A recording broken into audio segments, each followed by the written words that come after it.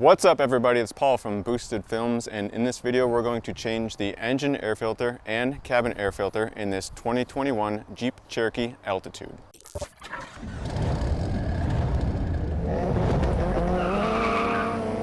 That's right, I said altitude, not latitude, but doesn't altitude actually make more sense? Either way, we'll start this process with changing the engine air filter. And the first step in this is to, of course, pop our hood. So after you open the driver's side door, down by the driver's side footwell, you should see a latch to pull to release the hood. And once you pull that latch, the hood should release. You'll still have to get your hand under the middle part here, under the Jeep symbol, and squeeze towards you to release that other safety latch part. And then you should be able to lift up your hood all the way. This hood latch is kind of a poor design in my opinion. It's really like in the middle of the hood there. So we're going to touch on that towards the end of the process of changing this engine air filter. But just to note for now, if you're having trouble, dropping your hood or getting your hood to latch, we'll touch on that in a little bit. So here on the left side of the screen, I'm checking out the airbox. This airbox does split into two. There's an upper and a lower half. And this one had 5 bolts, I believe, holding it in place. There was a spot for a 6th. I can't tell if it wasn't there from the factory or if it was just missing for whatever reason. But what we want to do is separate the top half of this box from the bottom half of this box, because in the middle is our engine air filter. So these screws that they have holding these together, there's a couple different options you can use. I had a flathead screwdriver. It looked like a Phillips would work as well. And also the right size socket would work too. So we need to remove these bolts. 3 of them just stayed in place. 2 of them came right out. And then I'm going to remove this coupler as well. You may not have to remove this coupler to pull this free, this intake pipe from the airbox, but I did anyway. It just made everything easy for me. And then I could lift up the top portion of this airbox completely, and now we can see our old engine air filter. You should be able to grab that engine air filter and lift it out. This one wasn't too dirty, so that's pretty good. But we're going to put our new one in. And of course, before I put our new one in, I always like to compare size, make sure it looks the same. This shape is definitely a bit unique compared to other air filters, so it should be relatively easy to tell if you have the right one. But I'm going to make sure it looks, about the same. And then I always like to take a peek inside the bottom half of these air boxes, make sure there's no big debris in there. If there is, just go ahead and grab it, pull it out before you set your new engine air filter in place. So this is a drop-in filter, meaning it should just set in place. It shouldn't take a lot of force. You should be able to just set this air filter in, and it should seal and sit around here pretty good. Here's a nice shot showing how this one sits. So of course now we got to get our old filter out of the way, and then we're going to grab the top half of this air box, and then we're going to put it back in place.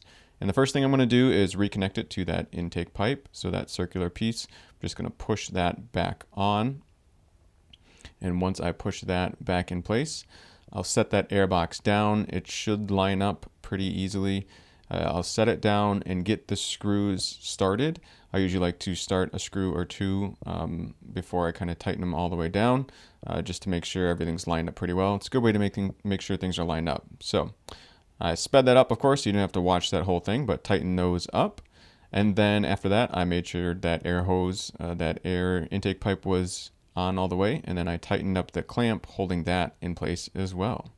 Then I made sure everything was snug. I did one last check with the screwdriver and make sure all those bolts were tight. You shouldn't have to over tighten them. You kind of feel when they stop turning too easily, and then it should be good to go. So one last look after we've changed our filter, giving you a shot of all the bolts holding this in place. And that's about it. You have successfully changed your engine air filter, but now we're going to go back to talking about the hood. Again, this hood latch is a little weird. The owner told me it usually doesn't really want to close all the way at first. Usually you can just hold these hoods up a little bit and let them fall down and they will latch properly. The issue we think with this one mostly, we figured out were these stoppers. There's rubber stoppers that kind of keep the hood from coming down too far, and I think keeping it from rattling a little bit. So I'm going to point to that one right here. We turn those down a little bit, and that's what seemed to help us. So if you do have any issues with your hood not wanting to close all the way, maybe turn down those pieces. There's one on each side, and that might help you close the hood a bit easier if that's an issue you're having. So next we're going to move on to the cabin air filter, and to do that we're going to go to the passenger side of the vehicle, open up our passenger door, move your seat back a little bit, give yourself a little bit of extra room if you like. So this isn't the traditional behind the glove box cabin air filter, it's more towards the center console. So we need to remove this plastic piece here. The first step is going to be pulling out this one plastic piece. And you should be able to get your fingers underneath it and give it a little bit of force, and you'll hear it snap out of place. Note the one spot there where it looks like it kind of hooks in. We'll reference that again when we go to put this back. Next, we're showing you the cover. There's a cover, again, that shows airflow. I do like that it says airflow. I don't really like that this kind of has a part for you to grab towards the top. There's a piece that you're supposed to grab towards the top, I think, to release this cover. I kind of pressed a little bit towards the bottom here to get it free, and then put my finger behind it, and it popped off. So that worked for me. I wouldn't bend that bottom piece down too far, though, because I think it's supposed to actually release from the top, but live and learn. First time I really did this particular style. So as you'll see with the cover that's on there, once I show that in a second. But before I get to that, I also think someone did this once before just by removing one of these pieces. I'm pointing to 3 of these little pieces that you could pull out. These hold that whole top part in place. You kind of need to move this out of the way to slide out the old cabin air filter. But this one had one piece that was broken off, and looks like someone just bent it down last time to do this job, so I'm doing the same thing. But when you bend this piece down, this piece is just below your glove box, you'll see this plug in here. You got to unplug that first because you don't want to stretch that wire too far. So unplug that wire, and then if you do it the same way I did in this video, you should only probably have to remove one little piece. You should only have to remove one of those little push tabs there. Again, I think there's 3 holding that whole piece on. If you remove the one closest to the cabin air filter, then you should be able to bend it back like this, and then that should allow enough room for you to pull out your cabin air filter.